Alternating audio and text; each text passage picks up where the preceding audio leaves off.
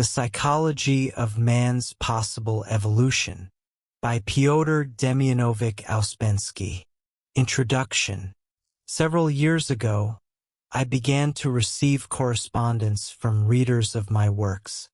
Without exception, these inquiries posed a single question: what endeavors I had pursued following the composition of my books, which, though published in English in 1920 and 1931, had been written between 1910 and 1912. To reply individually to these letters was an impossible task.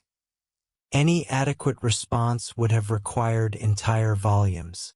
However, when the correspondents resided in London, where I myself had settled after 1921, I invited them to attend series of lectures which I organized for their benefit.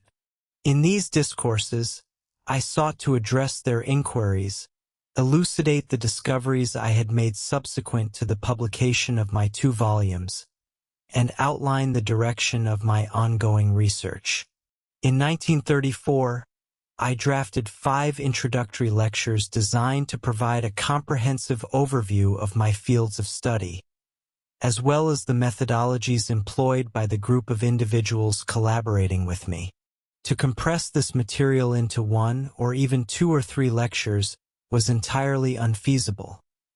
Consequently, I consistently advised prospective listeners that attending merely 1 or 2 sessions would be of little value, and that only a series of 5 or preferably 10 lectures could convey an adequate understanding of the trajectory of my work.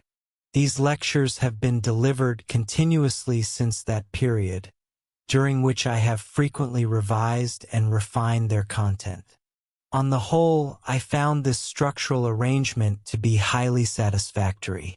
The 5 lectures were delivered, either in my presence or in my absence, after which the audience was invited to pose questions. If the attendees endeavored to apply the guidance and instructions offered, which primarily concerned self-observation and a systematic self-discipline, they rapidly acquired a functional comprehension of my endeavors. I remained fully aware, however, that 5 lectures were insufficient. Consequently, in subsequent discussions, I elaborated upon and expanded the preliminary data, endeavoring to clarify for my audience their own position in relation to this new knowledge. I observed that the primary obstacle for most individuals lay in recognizing that they were truly encountering novel concepts, that is, ideas entirely foreign to their prior experience. Though they did not explicitly articulate this difficulty to themselves, they invariably attempted to resist these ideas internally, translating what they heard into their accustomed intellectual terminology, whatever that might be. This was a tendency I could not accommodate. I acknowledge that recognizing the novelty of an idea is no simple matter. We are so habituated to familiar refrains and established motifs that we have long since ceased to hope for, or believe in, the possibility of anything genuinely new. Consequently, when confronted with novel concepts, we mistake them for familiar ones, or assume they can be explained and interpreted through existing frameworks. Admittedly, comprehending both the possibility and the necessity of entirely unprecedented ideas is a formidable task, requiring, in due course, a complete transvaluation of all conventional values. I cannot guarantee that you will encounter novel ideas hitherto entirely unknown to you from the very outset. Yet, should you remain patient, you will shortly begin to discern them. When that occurs, I urge you not to overlook them, and to resist the impulse to interpret them through the lens of your accustomed habits of thought. New York, 1945. Chapter 1. First Lecture. My discourse shall concern the study of psychology. Yet I must preface this by warning you that the psychology of which I speak differs fundamentally from any discipline you may currently recognize by that name. To begin, I must observe that scarcely ever in human history has psychology fallen to so low an estate as it occupies at present. It has severed all connection with its origins and its intrinsic meaning, to the extent that it is now difficult even to define the term psychology, that is, to articulate what psychology represents and what it investigates. This remains true despite the fact that never before in history has there existed such a proliferation of psychological theories and academic literature. Psychology is occasionally characterized as a modern science. This is entirely erroneous. Psychology is perhaps the most ancient of sciences and, lamentably, one that has been forgotten in its most essential aspects. To understand how psychology may be defined, one must recognize that, prior to the modern era, it never existed under its own name. For various reasons, psychology was invariably suspected of harboring erroneous or subversive tendencies, whether religious, political, or moral, and was consequently obliged to adopt various disguises. For millennia, psychology existed under the aegis of philosophy. In India, all forms of yoga, which are fundamentally psychological in nature, are classified as one of the 6 orthodox systems of philosophy. Similarly, Sufi teachings, which are also principally psychological, are regarded as partly religious and partly metaphysical. In Europe, even as recently as the closing decades of the 19th century, numerous treatises on psychology were classified under the heading of philosophy. And despite the fact that nearly all subdivisions of philosophy, such as logic, epistemology, ethics, and aesthetics, concerned the operations of the human mind or senses, psychology was deemed subordinate to philosophy, regarded as dealing solely with the lower or more trivial aspects of human nature. Parallel to its existence under the guise of philosophy, psychology endured for an even longer duration in close connection with various religious systems. This does not imply that religion and psychology were ever identical, or that the existence of this connection was openly acknowledged. Nevertheless, there is no doubt that nearly every recognized religion, excluding, of course, modern pseudo-religions, developed some form of psychological doctrine, often linked to specific spiritual practices, such that the study of religion frequently encompassed the study of psychology. Numerous excellent psychological works are to be found within the orthodox religious literature of various nations and epochs. For example, in early Christianity, there existed an anthology of writings by various authors compiled under the general title of the Philokalia, which remains in use within the Eastern Church today, particularly for the instruction of monastics. During the eras in which psychology was allied with philosophy and religion, it also manifested in the form of art. Poetry, drama, sculpture, dance, and even architecture served as mediums for the transmission of psychological knowledge. For instance, the Gothic cathedrals were, in their primary significance, treatises on psychology. In antiquity, before philosophy, religion, and art had assumed the distinct forms we recognize today, psychology existed within the context of the mysteries, such as those of Egypt and ancient Greece. Subsequently, following the decline of the mysteries, psychology survived in the form of symbolic doctrines, sometimes associated with contemporary religions, sometimes independent of them, such as astrology, alchemy, magic, and, in more modern times, Freemasonry, occultism, and theosophy. At this juncture, it is necessary to observe that all psychological systems and doctrines, both those that exist or have existed openly, and those that have remained hidden or disguised, may be divided into 2 primary categories. First, systems that study man as he is currently found, or as he is assumed or imagined to be. Modern scientific psychology, or that which is commonly known by that name, belongs to this category. Second, systems that investigate man not from the perspective of what he presently is or appears to be, but from the perspective of what he may become, that is, from the standpoint of his potential evolution. These latter systems are, in reality, the original ones, or at least the most ancient, and they alone can elucidate the forgotten origins and true significance of psychology. Once we apprehend the importance of studying man from the perspective of his possible evolution, we shall realize that the primary answer to the question, "What is psychology?" must be that psychology is the study of the principles, laws, and facts of man's potential evolution. In these lectures, I shall speak exclusively from this perspective. Our first inquiry will concern the meaning of human evolution, and our second will examine whether any specific conditions are necessary to facilitate it. With respect to conventional modern views regarding the origin of man and his historical evolution, I must state at the outset that they cannot be accepted. We must recognize that we possess no knowledge regarding the origin of man, nor do we have any evidence demonstrating his physical or intellectual evolution.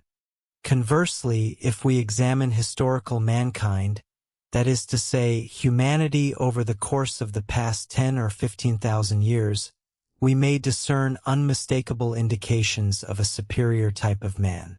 The existence of this higher humanity is substantiated by ancient monuments and memorials that contemporary mankind is incapable of replicating or imitating.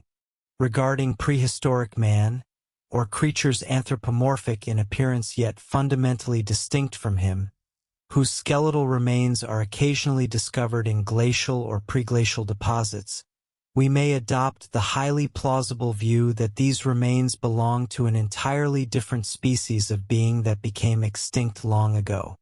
Denying the prior evolution of man, we must likewise reject any possibility of his future mechanical evolution, namely, an evolution occurring spontaneously through the laws of heredity and natural selection, devoid of conscious effort and an understanding of his potential development. Our primary thesis must be that man, as we currently observe him, is an incomplete being. Nature develops him only to a specific juncture and subsequently abandons him, either to progress further through his own exertions and ingenuity, to live and die in the state in which he was born, or to degenerate and forfeit all capacity for development. Evolution, in this context, signifies the cultivation of specific latent qualities and inner faculties that typically remain dormant and cannot develop spontaneously.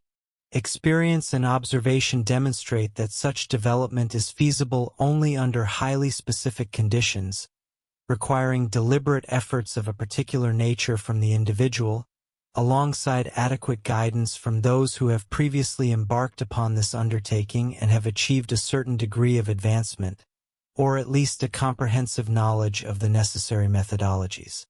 We must establish from the outset that without effort, evolution is unattainable. Similarly, without assistance, it remains impossible. Furthermore, we must comprehend that along the path of development, man must transform into a different order of being.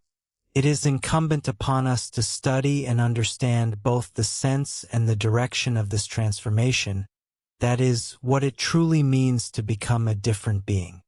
Next, we must recognize that it is impossible for all of humanity to develop and achieve this state. Evolution is a matter of individual exertion, and relative to the collective mass of mankind, it constitutes a rare exception. Although this proposition may appear anomalous, we must acknowledge that such evolution is not merely uncommon, but is becoming increasingly rare. A multitude of inquiries naturally arises from these assertions. What does it imply that, along the path of evolution, man must become a different being? What constitutes a different being? Which inner qualities or faculties can be cultivated within man? and by what means may this be accomplished? Why is it that all men cannot develop and become different beings? Whence arises such an apparent injustice? I shall endeavor to address these questions, beginning with the final inquiry. Why is it that all men cannot develop and become different beings? The explanation is profoundly simple, because they do not desire it. They are unaware of its existence, and even if informed, they would fail to comprehend its significance without extensive preparation. The primary concept is that to become a different being, man must desire it intensely and consistently over a prolonged duration. A transient whim or a vague longing arising merely from discontent with external circumstances will not generate a sufficient impetus. The evolution of man is contingent upon his comprehension of what he stands to acquire and what he must sacrifice in return. Should an individual lack this desire, or fail to possess it with sufficient intensity, and neglect to make the necessary efforts, he will never progress. Consequently, there is no injustice in this arrangement. For why should man receive that which he does not desire? Indeed, were man compelled to become a different being when he is entirely satisfied with his present state, that indeed would constitute an injustice. We must now inquire into the definition of a different being. If we review the available literature concerning this subject, we encounter the assertion that, upon becoming a different being, man acquires numerous new faculties and powers of which he is currently destitute. This is a pervasive claim common to all systems that acknowledge the possibility of psychological or internal human development. Yet, this assertion is insufficient. Even the most meticulous descriptions of these novel powers do not assist us in comprehending how they emerge or from what source they originate.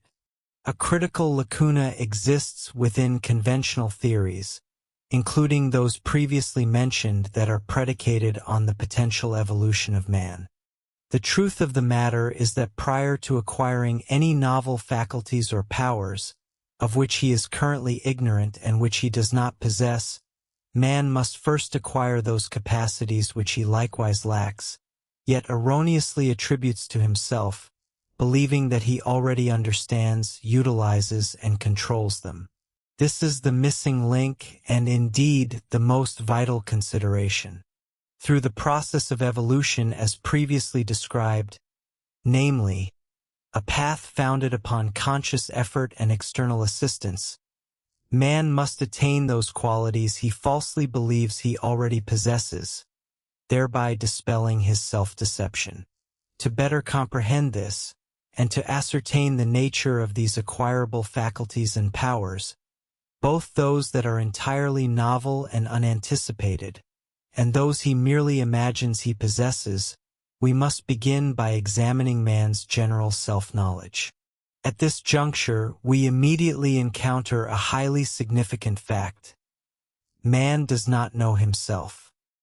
He is ignorant of both his limitations and his possibilities. Indeed, he does not even comprehend the vast extent of his own self-ignorance. Man has designed countless intricate machines, and he recognizes that a complex mechanism often requires years of diligent study before one can operate or govern it.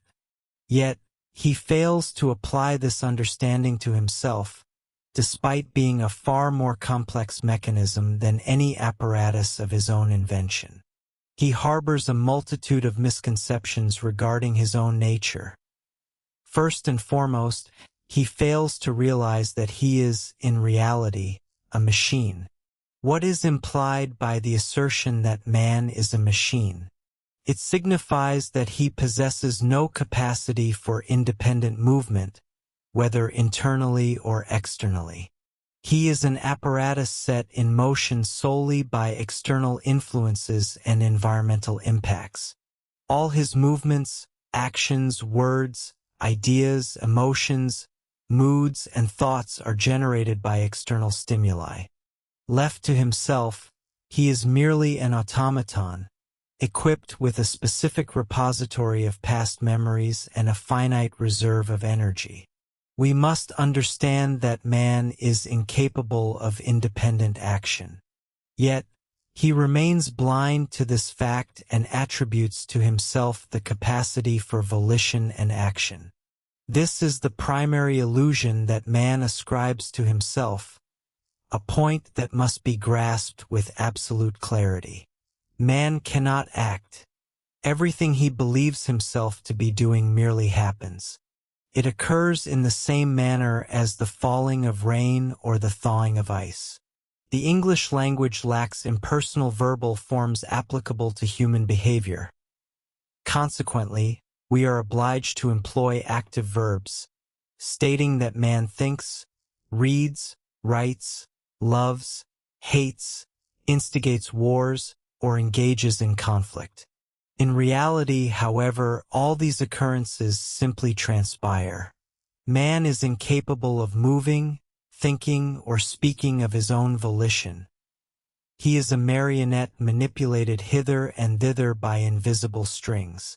Should he comprehend this truth, he may acquire further self-knowledge, and consequently, his circumstances may begin to transform. However, if he is unable to recognize and grasp his absolute mechanical nature, or if he refuses to accept it as an indisputable fact, he can make no further progress, and his condition must remain unaltered. Man is indeed a machine, yet one of a highly singular nature. He is a mechanism that, under favorable conditions and with proper direction, is capable of recognizing its own mechanical status. Having fully realized this, he may discover the means to transcend his mechanical existence. First and foremost, man must recognize that he is not a singular entity, but a multiplicity. He does not possess a permanent and immutable ego. Rather, he is in a state of constant transition. At one moment he is one individual, at the next he is another, in the subsequent instant yet a third, and so on, almost without end. The illusion of unity or singularity within man is engendered, first, by the sensation of possessing a single physical vessel. Secondly, by his name, which under ordinary circumstances remains constant. And thirdly, by a multitude of mechanical habits instilled through education or acquired via imitation. Experiencing perpetually the same physical sensations, hearing invariably the same appellation, and observing within himself the identical habits and inclinations he previously possessed, he fosters the belief that he remains immutable. In reality, no such unity exists within man, nor is there any directing center, no permanent I or ego. This represents the comprehensive portrait of humanity. Every thought, every emotion, every sensation, every desire, every affinity, and every aversion constitutes an I. These various I's are neither interconnected nor coordinated in any manner. Each is contingent upon fluctuations in external circumstances and shifting impressions. Certain among them mechanically succeed others, while some invariably appear in tandem with specific counterparts. Yet, within this phenomenon, there is neither order nor system. To be sure, certain groupings of I's possess a natural connection, a subject to which we shall return hereafter.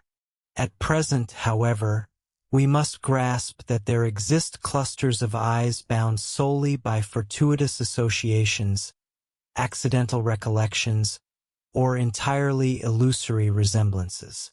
At any given moment, each of these I's represents but a minute fraction of our cerebral, mental, or intellectual faculty, yet each presumes to represent the whole. When a man utters I, it implies that he refers to the entirety of his being. Yet even when he genuinely believes this to be the case, it is merely a transient thought, a fleeting mood, or a passing desire. Within the span of an hour, he may entirely forget this utterance and, with equal conviction, express a contrary opinion, a divergent view, or opposing interests. Most egregious of all is man's lack of remembrance. In the majority of instances, he believes implicitly in whichever I has most recently asserted itself, for as long as its tenure endures, that is, until another I, occasionally entirely unrelated to its predecessor, voices its own opinion or desire with greater vehemence than the first. Let us now return to two distinct inquiries. What constitutes development? And what is implied by the assertion that man can become a different being? In other words, what manner of transformation is possible within man, and by what means, and at what juncture, does this transformation commence? It has previously been observed that this transformation must begin with those faculties and capacities that man attributes to himself, but which, in truth, he does not possess. Consequently, before man can acquire any novel faculties or capacities, he must genuinely cultivate within himself those attributes he erroneously believes he already commands, and regarding which he harbors the profoundest illusions. Development cannot proceed upon a foundation of self-deception or falsehood. Man must possess a clear accounting of what he has and what he lacks. He must recognize that he is devoid of the aforementioned qualities he attributes to himself, namely the capacity for action, individuality or unity, a permanent ego, and, furthermore, consciousness and will. It is indispensable that he grasp this reality, for so long as he believes himself possessed of these virtues, he will exert no proper effort to acquire them, just as a man will decline to purchase costly goods at a high price if he believes them already in his possession. The most significant and deceptive of these attributes is consciousness. Accordingly, the transformation of man begins with a shift in his comprehension of the term's significance, followed by his gradual acquisition of mastery over it. What, then, is consciousness? In common parlance, the term is frequently employed as a synonym for intelligence, in the sense of mental activity.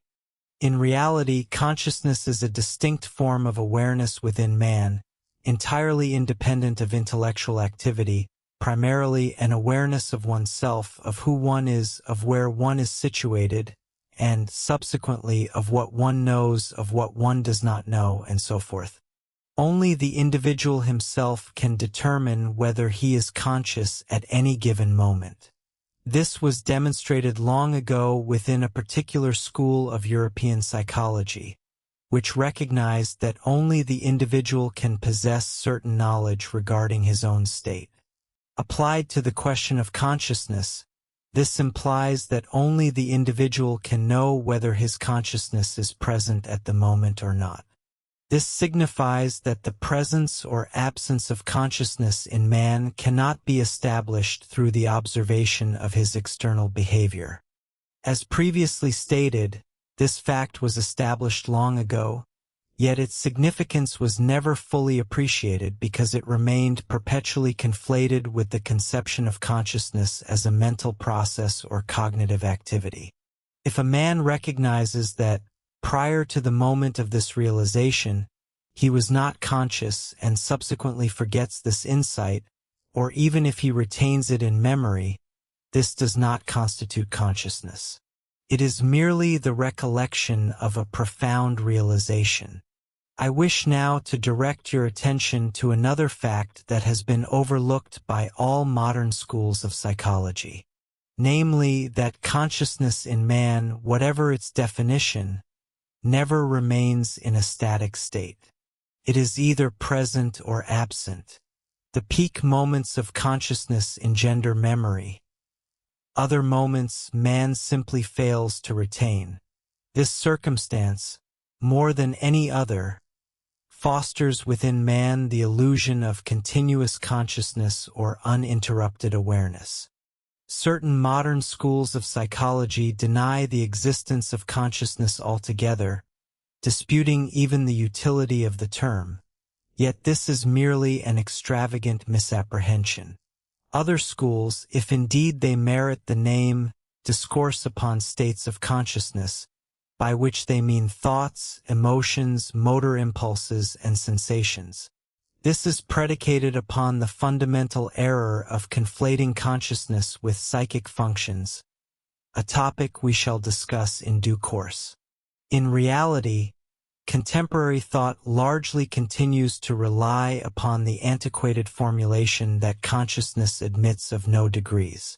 The general, albeit tacit, acceptance of this premise, despite its contradiction of numerous subsequent discoveries, has impeded many potential observations regarding the variations of consciousness. The truth of the matter is that consciousness possesses highly visible and observable degrees, which are certainly discernible within oneself. First, there is duration, how long one was conscious. Second, frequency of appearance, how often one became conscious. Third, the extent and penetration of what one was conscious, which can vary immensely with the development of man. If we consider merely the first two parameters, we shall be enabled to grasp the concept of a potential evolution of consciousness. This concept is linked to a paramount fact well known to ancient psychological schools, such as, for instance, the authors of the Philokalia, yet entirely overlooked by European philosophy and psychology over the past 2 or 3 centuries. This is the fact that consciousness can be rendered continuous and controllable through deliberate effort and specialized study. I shall endeavor to explain how consciousness may be investigated. Take a watch and observe the second hand, endeavoring to remain aware of yourself and concentrating upon the thought, I am Peter Ouspensky, I am now here. Strive to exclude all other thoughts. Simply follow the motion of the second hand while remaining conscious of yourself, your name, your existence, and your present location. Ward off all extraneous thoughts. Should you persist, you will be able to sustain this state for 2 minutes. This represents the boundary of your consciousness. And should you attempt to repeat the experiment shortly thereafter, you will find it more arduous than the first time. This experiment demonstrates that a man, in his natural state, can with immense effort remain conscious of a single subject for merely 2 minutes or less. The most significant deduction to be drawn from conducting this experiment correctly is that man is not conscious of himself. The illusion of self-consciousness is generated merely by memory and cognitive processes. For instance, a man attends the theater. If he is accustomed to such visits, he is not particularly conscious of his presence there while he is in attendance, although he remains capable of seeing and observing, enjoying or disliking the performance, remembering the event, recalling the individuals he encountered, and so forth. Upon returning home, he recalls his presence at the theater, and undoubtedly believes that he was conscious during his attendance.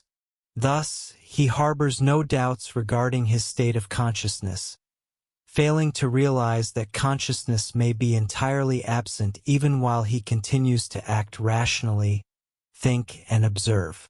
For the purpose of general classification, mankind possesses the potential for 4 states of consciousness. They are sleep, the waking state, self-consciousness, and objective consciousness. Yet, despite the potential for these 4 states of consciousness, man in practice exists in only 2. One portion of his existence is spent in sleep, and the remainder in what is termed the waking state, although in truth his waking state differs negligibly from sleep. In ordinary life, man possesses no knowledge of objective consciousness, and no experimentation in this domain is possible. The third state, namely self-consciousness, is something man attributes to himself. That is, he believes himself to possess it, whereas in reality he can achieve self-consciousness only in highly infrequent flashes, and even then he likely fails to recognize it, being ignorant of what its actual possession would entail. These fleeting glimpses of consciousness occur during exceptional moments, under highly emotional conditions, in situations of peril, amidst novel and unexpected circumstances, or occasionally during entirely ordinary moments when nothing of note transpires. Yet, in his ordinary or normal state, man exercises absolutely no control over them. With respect to our ordinary memory or recalled experiences, we in truth remember only moments of consciousness, though we fail to realize that this is the case. The technical definition of memory, along with the various types of memory we possess, I shall elucidate hereafter. At present, I merely wish for you to direct your attention to your own observations of your memory. You will observe that you remember occurrences with varying degrees of clarity. Certain events are recalled with great vividness, others quite indistinctly, and some not at all, leaving you with only the intellectual knowledge that they occurred. You will be profoundly astonished to discover how little you actually remember. This occurs precisely because you retain memories only of those moments during which you were conscious.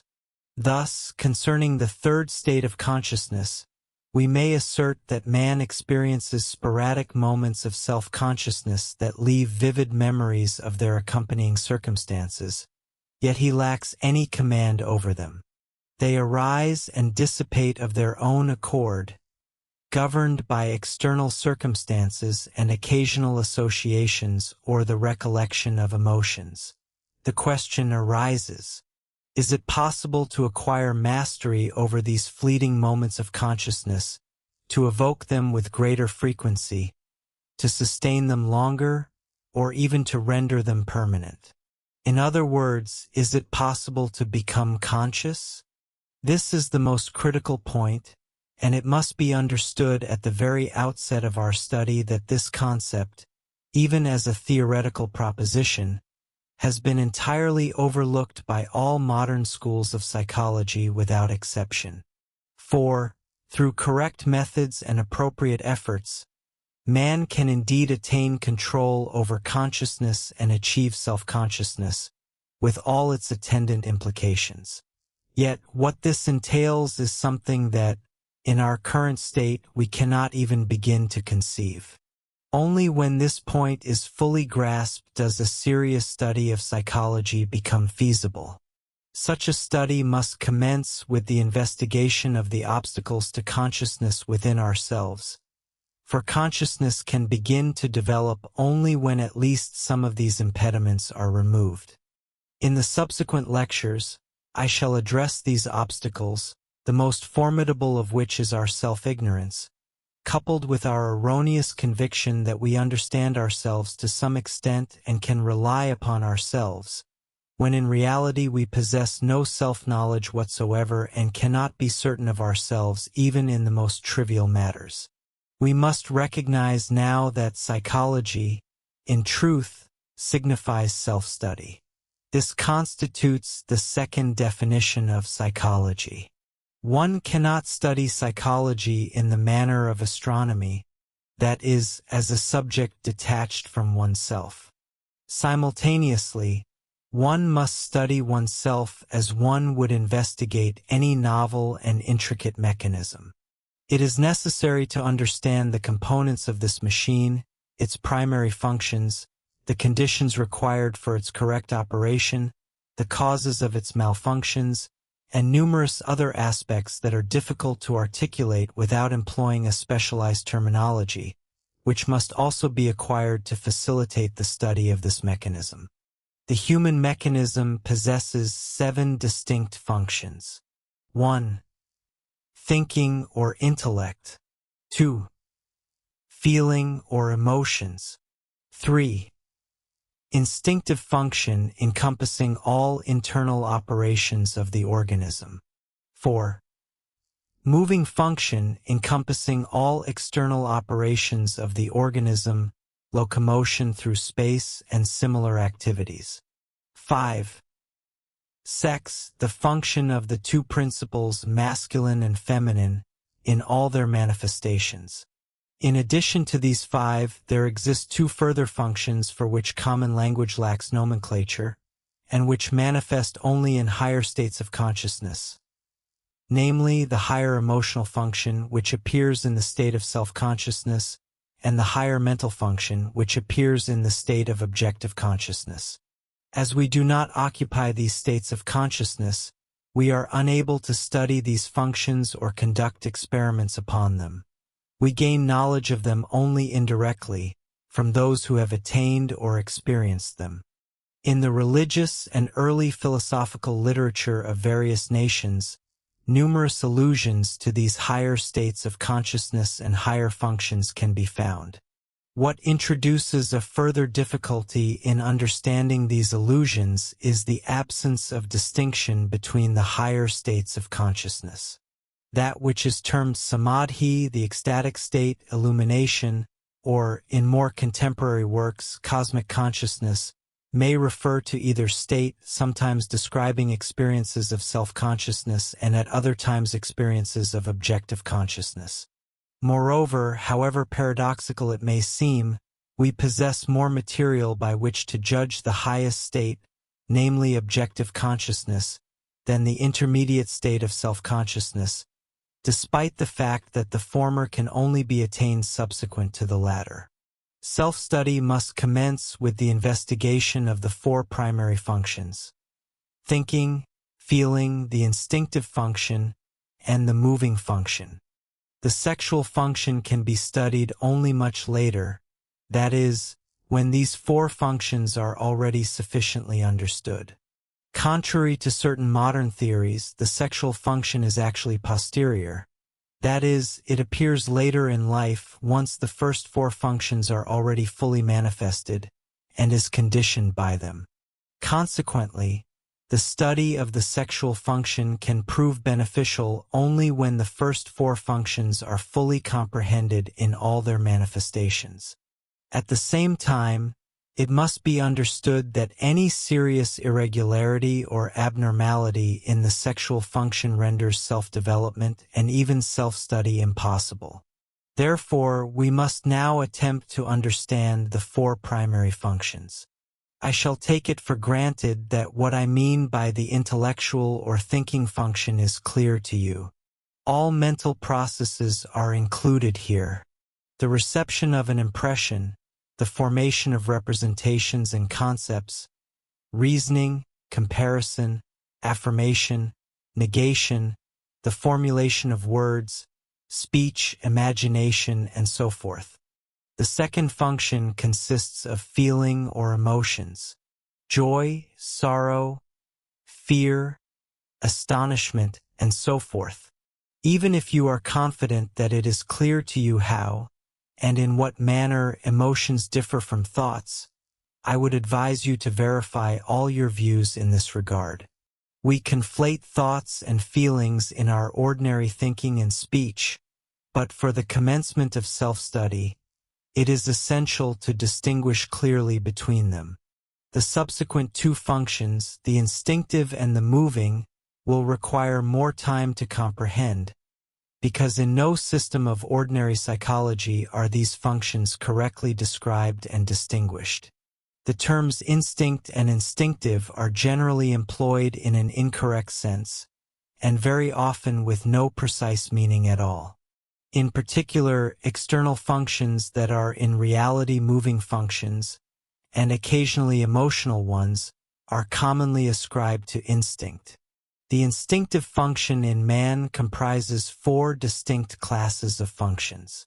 First, all the internal operations of the organism, its physiology, as it were, comprising the digestion and assimilation of nutrients, respiration, the circulation of blood, the functioning of internal organs, the synthesis of new cells, the elimination of metabolic waste products, the activity of the endocrine glands, and so forth. Second, the conventional five senses, vision, audition, olfaction, gustation, and tactile perception, alongside all other sensory faculties, such as the perception of gravity, temperature, dryness, or moisture, and similar phenomena. That is, all neutral sensations, which in themselves evoke neither pleasure nor displeasure. Third, all somatic emotions, namely, those physical sensations that are either agreeable or disagreeable. This includes every variety of pain or discomfort, such as an offensive taste or odor, as well as all forms of physical pleasure, such as a pleasant taste, an agreeable aroma, and similar sensations. Fourth, all reflex actions, including the most complex, such as laughter and yawning, alongside all forms of physical memory, such as the recollection of taste, smell, or pain, which are, in essence, internal reflexes. The motor function encompasses all external movements, such as walking, writing, speaking, and eating, as well as the memories associated with them. To this motor function also belong those actions commonly designated in vernacular speech as instinctive, such as catching a falling object involuntarily.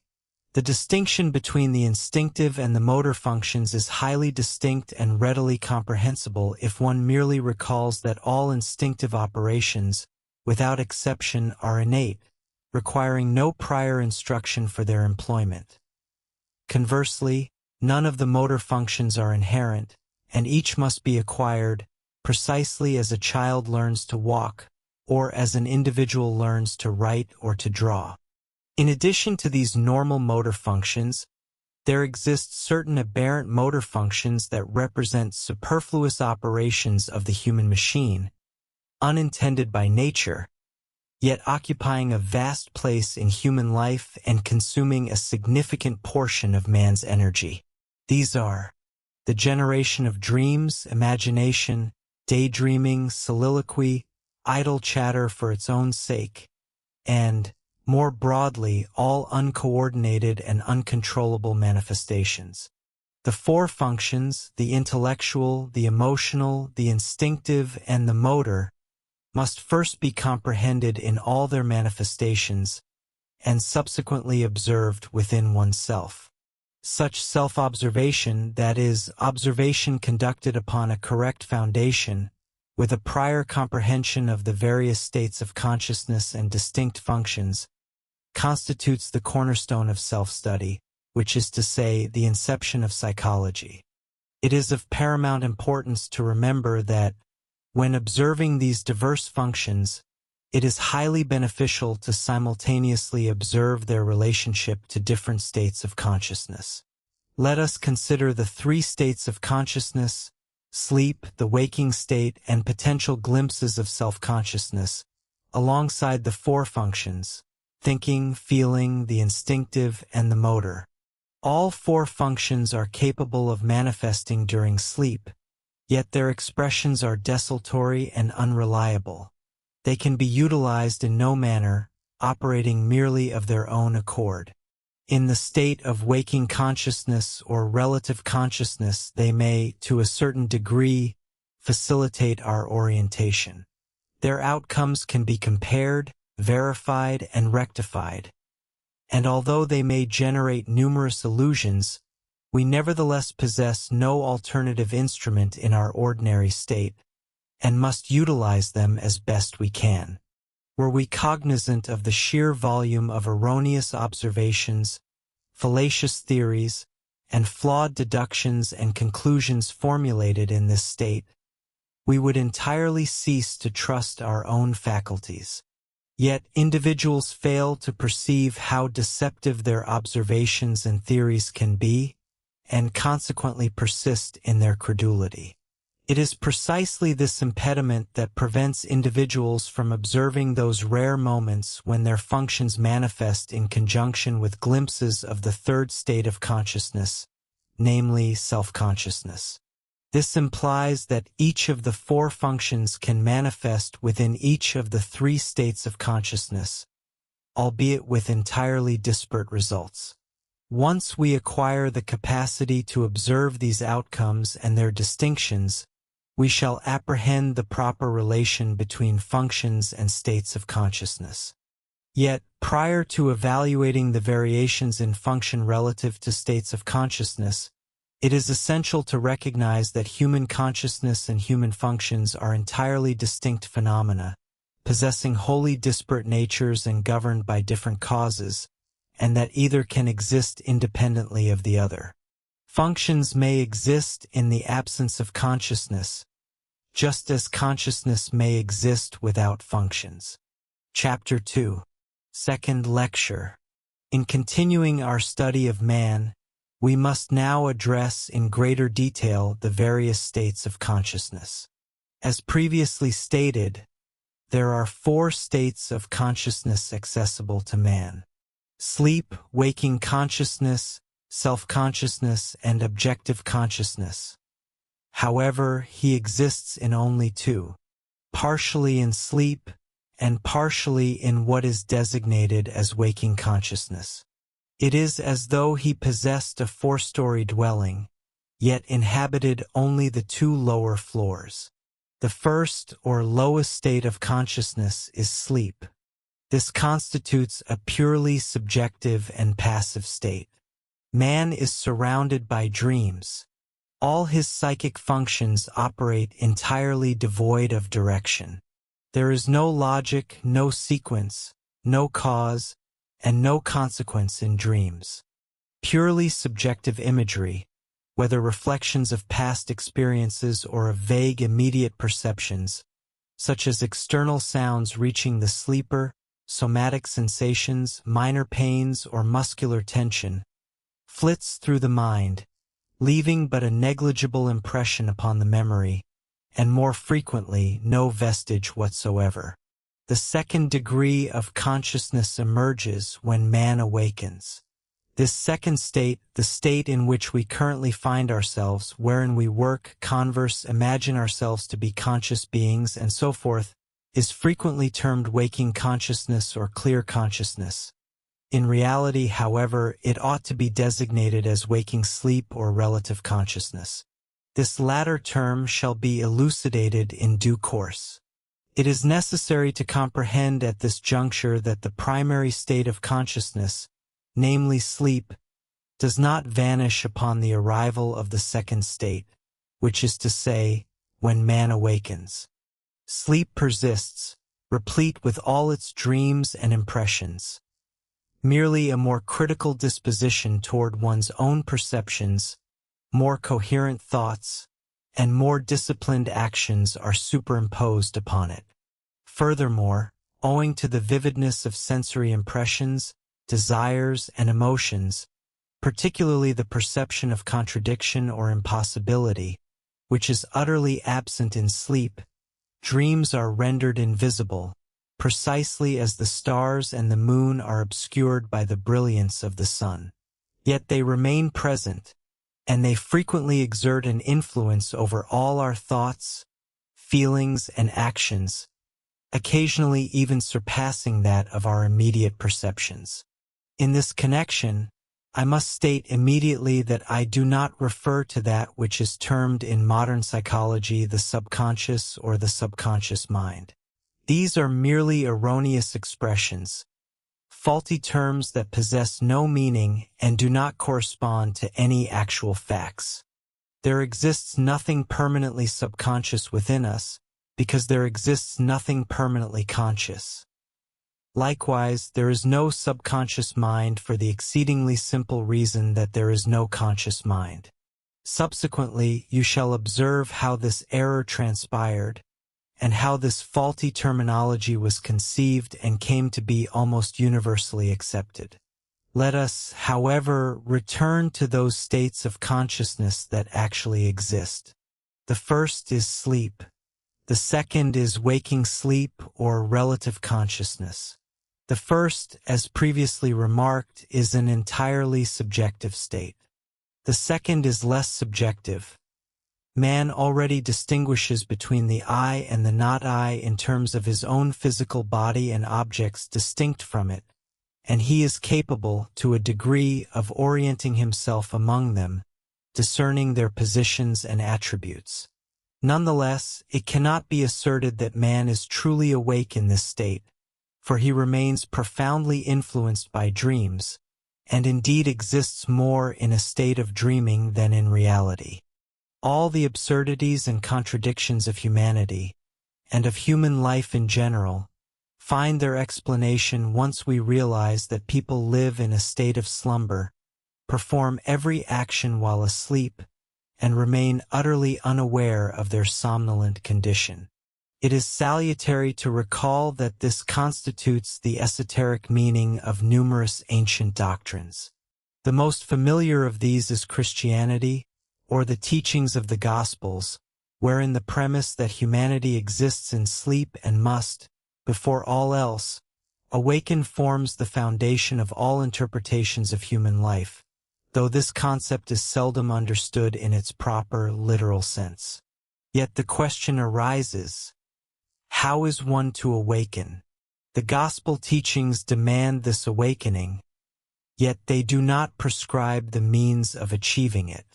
Nevertheless, the psychological investigation of consciousness demonstrates that only when an individual recognizes his own somnolence can he be said to be upon the path toward awakening.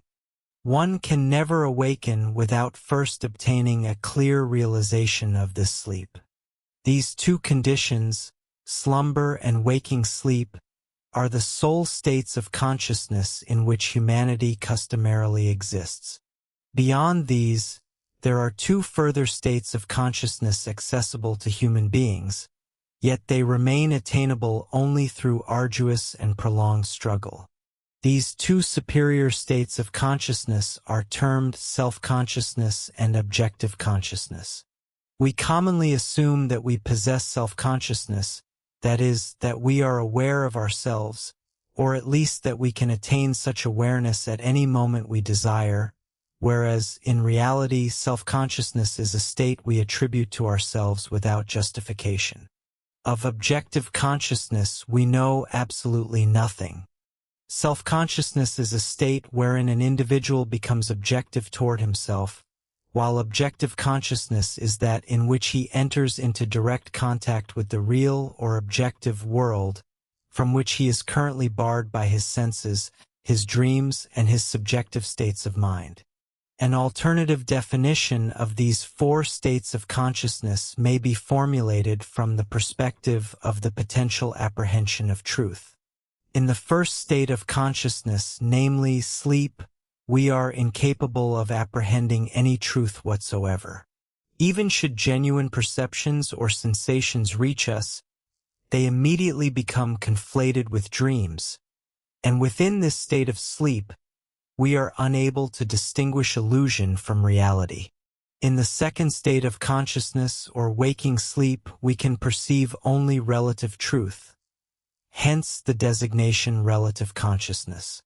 Within the third state of consciousness, which is the state of self-consciousness, we are capable of knowing the absolute truth regarding ourselves. In the fourth state of consciousness, that of objective consciousness, we are supposedly enabled to know the complete truth concerning all things, permitting us to study things in themselves and the world as it truly is. This state is so far removed from our current experience that we cannot even conceptualize it properly. We must endeavor to understand that even fleeting glimpses of objective consciousness can occur only within a fully developed state of self-consciousness. Within the state of sleep, we may catch glimpses of relative consciousness. Within the state of relative consciousness, we may experience glimpses of self-consciousness. However, if we desire more sustained periods of self-consciousness rather than mere transitory glimpses, we must recognize that they cannot occur spontaneously. They demand the active exercise of the will. Consequently, the frequency and duration of moments of self-consciousness are entirely dependent upon the mastery one exercises over oneself. Thus, it appears that consciousness and will are virtually synonymous, or are, at the very least, different facets of the same phenomenon. At this juncture, it is crucial to understand that the primary obstacle to the development of self-consciousness in man is his firm conviction that he already possesses it, or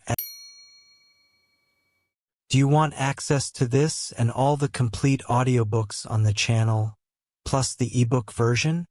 Click the link in the description or scan the QR code in the left corner of the screen to access our library, where you can listen to your favorite esoteric books without ad interruptions, lock your screen, or use other apps while the narration plays, and even download the ebook version to follow along as you listen.